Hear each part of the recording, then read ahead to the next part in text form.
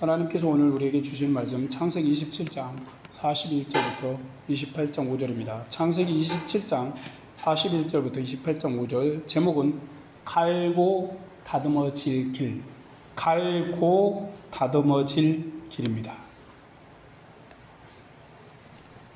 어릴 때 살던 시골엔 각각의 집마다 꼭 있어야 할 게 있었습니다. 절구통이죠.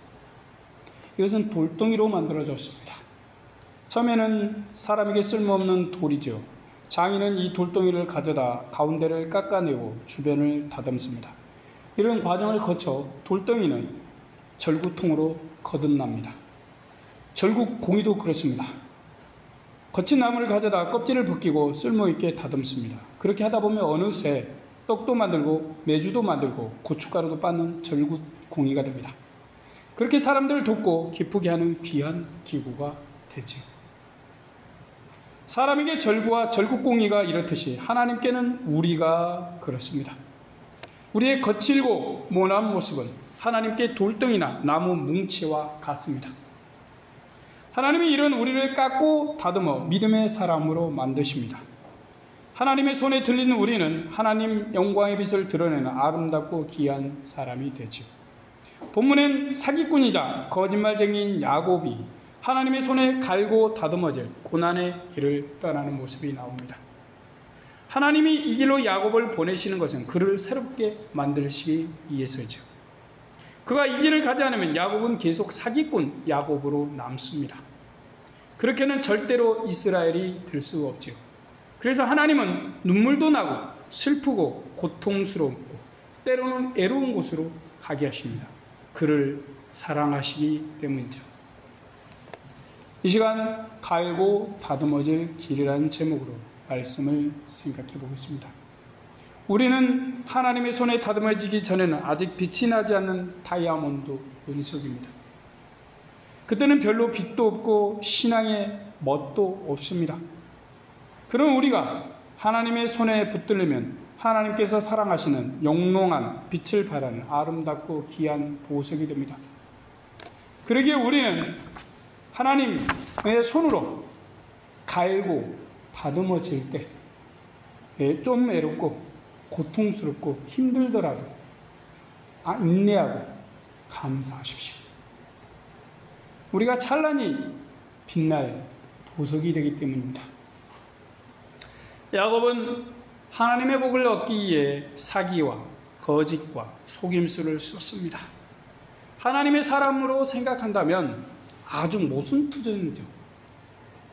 이런 모습대로 계속 간다면 하나님에 관한 관심 외에는 형 에서와 다를 바가 없습니다. 하나님의 이런 야곱을 버려두지 않으시지요. 통파는 형으로부터 옵니다. 41절입니다. 그 아비가 야곱에게 축복한 그 축복을 인하여 에서가 야곱을 미워하여 심중에 이르기를 아버지를 곡할 때가 가까웠은즉 내가 내 아우 야곱을 죽이리라 하였더니, 야곱은 자신이 바란 대로 편안히 복을 받지 못합니다. 형이 그를 심히 미워하여 죽이려고 이를 갈기 때문이죠. 에서는 자신이 동생을 죽이면 아버지 이삭이 슬퍼할까 봐 아버지가 돌아가신 후에 동생을 죽여야겠다라고 생각을 했습니다. 이런 생각을 계속하다가 그만 입 밖으로 자신의 계획을 뱉고 말았어요. 엄마 리브가가 우연히 큰아들 에서의 말을 듣고 놀라서 야곱을 자신의 오라버니 집으로 피신시키려 합니다. 42절 상반절입니다. 맏아들 에서의 이 말이 리브가에게 들리매 이에 보내어 작은 아들 야곱을 불러 그에게 이르되, 그 다음에 43절, 내 아들아 내 말을 쫓아 일어나 하란으로 가서 내 오라버니 라반에게 피하여. 자, 하나님의 복을 기대한 야곱은 어땠어요? 당장 복을 받는 게 아니라 형에게 죽을 위험에 처했습니다.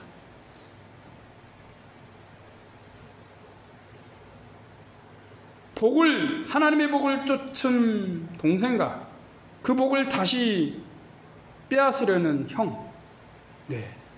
그 형은 동생도 죽여버리려고 합니다. 자, 야곱은 죽지 않기 위해 형으로부터 도망가야 할 처지가 되었습니다. 이제 야곱은 편안한 엄마 품을 벗어나 고난과 애로움의 길로 갈 수밖에 없게 됩니다. 왜 야곱에게 이러한 일이 일어날까요? 하나님께서 야곱에게 뜻하신 바를 이루시기 위함입니다. 어쩌면 엄마 리브가는 한편으로는 야곱이 하나님을 의지하는 데 있어 걸림돌이 되었을 것입니다. 리브가의 야곱을 향한 넘치는 사랑은 하나님을 의지할 필요가 없게 했습니다. 어머니를 의지하기만 하면 별 문제가 없기 때문이에요. 그런 믿음의 사람이 되기 위해서 편안한 부모, 특히 엄마의 치마폭을 벗어나야 합니다. 하나님은 야곱의 욕심과 불신앙적 행위를 이용하여 편안하고 행복했던 안락한 집을 떠나게 합니다. 리브가는 야곱에게 형을 피해 삼촌집에 몇 날만 있으라고 합니다. 44절입니다. 내 형의 노가 풀리기까지 몇 날 동안 그와 함께 거하라. 자, 야곱은 갑자기 집을 떠나 삼촌집에 가야 합니다. 그것도 가까운 곳이 아니죠. 먼 곳이에요. 가는 동안과 그곳에서 무슨 일을 만날지 알 수 없어요. 다만 형의 분노와 복수심을 피해 가나안에서 아주 먼 하란의 삼촌 라반의 집으로 도피해야 합니다. 엄마 리브가는 삼촌집에서 야곱이 몇 날만 머무르면 된다라고 말했습니다. 하지만 야곱은 20여 년을 우도치 않게 있게 됩니다. 어머니는 조금만 참으면 에사의 분노가 식어 야곱이 다시 돌아올 수 있을 것이라 했죠. 그러나 그녀는 다시는 야곱을 부르지 못했습니다. 에사의 분노도 쉽게 식지 않았던 것 같아요. 그뿐만 아니라 야곱을 부를 시간도 없이 엄마 리브가는 죽었습니다. 아들을 보낸 엄마는 마음이 힘들고 아팠던 것이죠. 그래서 사랑하는 아들과 강제로 헤어진 충격을 견디지 못하고 결국 사망하였습니다. 그렇게 사람 야곱이 의지하던 안전한 울타리가 아주 사라져버렸습니다. 이삭은 리브가의 말을 듣고 야곱을 불러 축복하고 떠나보냅니다. 28장 1, 2절입니다. 이삭이 야곱을 불러 그에게 축복하고 또 부탁하여 가로되 너는 가나안 사람의 딸들 중에서 아내를 취하지 말고 일어나 밧단 아람으로 가서 너의 애조부 부들 집에 이르러 거기서 너의 애삼촌 라반의 딸 중에서 아내를 취하라. 바야흐로 야곱은 큰 풍랑 속으로 갈고 깎이고 다듬어지기에 던져지고 있습니다. 이것은 하나님의 뜻이기도 하죠. 그리고 그의 욕심과 어머니 리브가의 편에도 한몫했습니다. 하나님의 섭리와 뜻하신 바가 있어 남을 속이던 야곱은 홀로 속고 고통당하며 애롭고 힘든 곳으로 가게 됩니다. 그곳엔 자신의 말을 들어줄 리가 없습니다. 끔찍이 사랑해준 어머니도 없습니다. 온전히 자신 혼자이지요. 단지 자신을 속여 이득을 취하려는 사악한 삼촌과 사촌들만 득식을 거립니다. 그런 곳으로 야곱은 혈혈단신 나아가야 합니다. 그러기에 야곱은 별 수 없이 하나님만 의지할 수밖에 없죠. 하나님은 또한 야곱이 믿음의 가정을 이루기를 바라셨습니다. 그 바라심은 이삭의 부탁 속에 드러납니다. 리브가는 에사가 우상 숭배와 세상 풍습에 철은 가나안 여인과 결혼한 것에 안타깝고 화가 났습니다. 그러기에 야곱은 무신한 우상 숭배자가 아닌 아브라함의 형제 나홀의 후손 곧 하란의 밧단 아람에 사는 자신의 가족과 친척 중에서 아내를 맞이하길 바랬습니다. 그래야 자신처럼 믿음의 가정을 이루고 복된 삶을 살 수 있기 때문이죠. 이런 이유에서도 야곱은 집과 어머니를 떠나야 했습니다. 아버지 이삭은 야곱이 가는 고난의 길에 하나님이 함께 하시길 축복합니다. 3절 4절입니다. 전능하신 하나님이 내게 복을 주어 너를 생육하고 번성케 하사 너로 여러 족속을 이루게 하시고 아브라함에게 허락하신 복을 내게 주시되 너와 함께 내 자손에게 주사 너로 하나님이 아브라함에게 주신 땅 곧 너의 우구하는 땅을 유업으로 받게 하시기를 원하노라. 어머니의 사랑이 아무리 커도 인간의 사랑이죠. 야곱은 하나님의 복은 기대했지만 그분을 진실이 신뢰하기보다 엄마를 더 의지하고 자신을 더 믿었습니다. 그렇게 엄마와 함께 깨를 내어 하나님의 복을 받으려 했었죠. 그런데 이제는 어머니도 없고 사기나 거짓말도 통하지 않는 곳으로 갑니다. 이삭은 전능하신 하나님께서 그가 가는 험한 곳에서 함께 하시고 도우시길 축복합니다. 그런 축복을 받은 후 야곱은 자신이 깎이고 다듬어질 길로 떠났습니다. 이제 그를 도울 분은 오직 하나님이십니다. 그는 하나님만 의지해야 살 수밖에 없지요. 야곱은 삼촌집에 가다가 하나님을 만나게 됩니다. 혼자가 된 야곱에게 비로소 하나님이 찾아오신 것이죠. 하나님은 그때부터 야곱과 함께 하시면서 그를 하나님의 참 사람으로 다듬어 가십니다. 하나님이 그에게 오심으로 진정한 축복이 시작된 것이죠. 이제 거짓과 사기와 욕심이 사정없이 깎여 나갑니다. 아픔도 슬픔도 애로움도 옵니다. 그렇게 깎아지고 다듬어져 참 믿음의 사람 이스라엘로 되어갑니다. 하나님께서 엄마도 자신에게도 아닌 하나님만 의지하는 참된 믿음의 사람으로 만들어 가시는 것이죠. 우리는 모두 하나님의 부르심으로 하나님을 믿게 되었습니다. 스스로 하나님을 믿은 것 같아도 스스로 믿은 게 아니지요. 어떠한 과정을 거쳐 우리는 하나님을 믿게 되었습니다. 야곱은 하나님의 복을 기대했지만 하나님을 자신의 하나님으로 신뢰하고 믿지 않았습니다. 그러기에 사기와 거짓말과 욕심으로 하나님의 복을 얻으려고 했지요. 하나님은 그를 할아버지 아브라함 형제 나홀의 후손이 사는 밧단 아람으로 보내십니다. 그는 그제서야 하나님을 믿게 됩니다. 이처럼 하나님은 우리를 참 하나님의 사람으로 만드시기에 밧단 아람을 경험케 하십니다. 우리의 밧단 아람은 어디인가요? 그곳엔 우리가 의지할 대상이 없습니다. 또 편안하거나 행복하지만 않지요. 하나님을 의지하지 않아도 평안하고 괜찮은 곳이 아니기 때문이죠. 이런 곳에서 야곱은 하나님을 만났습니다. 우리도 이런 애롭고 힘들고 때론 두려운 곳에서 하나님을 만납니다. 목회자인 저도 아주 어릴 때 여러 가지로 힘들었습니다. 내 편은 어디도 없는 느낌이었죠. 마음을 이야기하고 의지할 대상은 어디에도 없었습니다. 마치 제 마음속 상황은 야곱이 간 밧단 아람과 같았죠. 그때 하나님은 저를 부르셨습니다. 성인이 되어서도 성공하여 나 혼자 잘 먹고 잘 살게 하지 않으셨어요. 완전히 혼자였습니다. 그런 곳에서 하나님은 저를 만나주시고 의지하게 만드셨습니다. 20대 초반 이후에도 하나님을 신뢰하고 의지하지 않고는 살 수 없는 상황으로 인도하셨죠. 힘들 때마다 눈물로 기도하고 그럴 때마다 그분은 든든한 힘이 되어주셨습니다. 그래서 자연스럽게 하나님을 의지하고 믿게 되었죠. 그런 과정을 거치면서 점차 하나님의 사람이 되어가고 있습니다. 저만 그런가요? 우리는 야곱 같은 상황 혹은 그런 시간이 주어집니다. 우리는 그때 철저히 혼자입니다. 가족이 있고 친한 친구가 있어도 완전히 혼자예요. 그때 하나님을 만납니다. 그때 하나님께서 만나주십니다. 그곳에서 우리는 1대1로 만나 하나님이 어떤 분이신지 경험하죠. 하나님은 그 시간에 우리에게 1호자가 되십니다. 가장 큰 나무 같은 분이 그 그늘에서 쉬게 하시고 든든한 힘으로 붙들어 주시죠. 그러는 동안 우리의 모습이 하나님의 손에서 깎여갑니다. 야곱은 사기꾼 거짓말쟁이 욕심쟁이에서 이스라엘이 되어갔습니다. 그처럼 저도 하나님의 겁쟁이 화 많은 사람에서 용기를 내고 담대한 마음도 가질 수 있는 사람으로 돼가고 있습니다. 그리고 저 자신의 허물과 죄도 조금 알아가고 있습니다. 또한 하나님의 사랑을 아주 미세하게 깨달아가면서 그 사랑을 작게 배워가고 있습니다. 그렇게 예수님의 사랑으로 소금 치듯이 달라져 가는 중입니다. 하나님은 야곱을 깎고 다듬듯이 우리를 그렇게 다듬으십니다. 예전에 어머니들이 쓰시던 빨랫방망이를 보면 하나님의 사랑을 조금은 이해할 수 있습니다. 그것들은 처음에 그냥 나무입니다. 그 상태로는 불쏘시개에 아무런 쓸모가 없죠. 그런데 장인이 지극한 정성을 가지고 그것을 깎고 다듬습니다. 그러다 보면 어느새 나무의 모습이 아닌 우리 사람에게 요긴한 빨랫방망이로 태어납니다. 우리는 모두 이 과정을 거쳐 하나님의 사람이 되어갑니다.